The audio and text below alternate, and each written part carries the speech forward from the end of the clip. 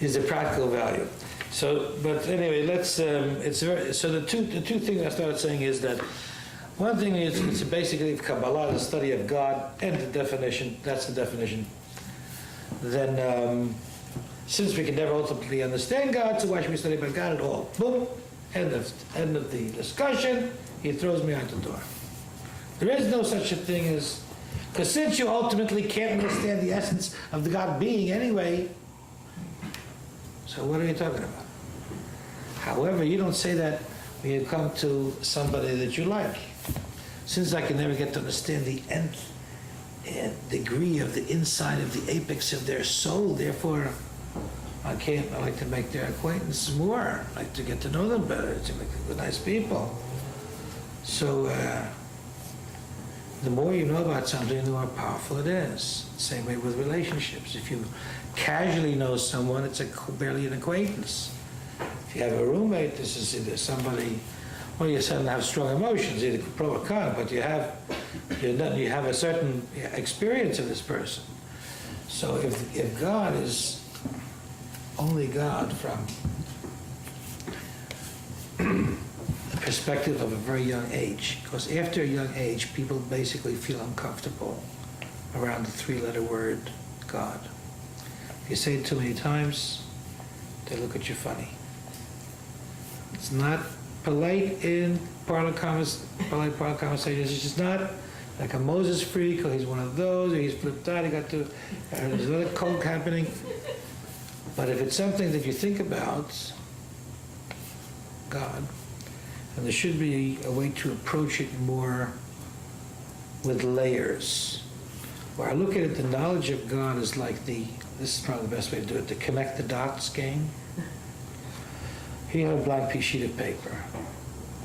The more lines you draw, the slowly from an abstract, this could be a tree forming over here. So that's the way, you don't understand Jewish mysticism like you understand mathematics. This is about us, the robot, understanding its master.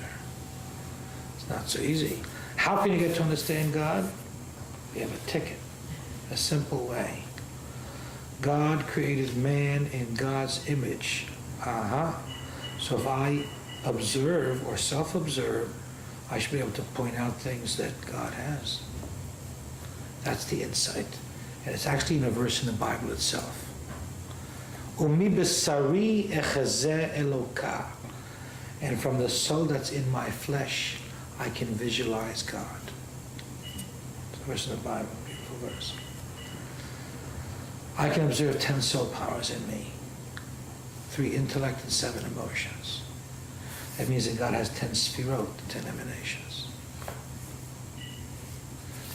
That's pretty much the gist of the way Jewish mysticism goes, so it's worth, even if we can't understand the essence of how many times in relationships can you not understand the essence of that person's soul, even if you're joined at the hip. I mean, there's privacy areas. So let's try to get this right, especially since the last thing is the caveat. You cannot, there's 13 principles of faith. Someone says, what do Jews believe? What's your answer? Well, there's 13 principles of faith. Shlosha sar ikarim. Now they all start the same way. I believe with complete faith that. 13 of those. Well, most people say them in the morning prayers after the morning prayers.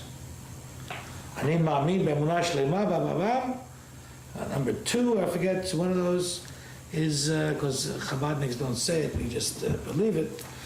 But you just say it.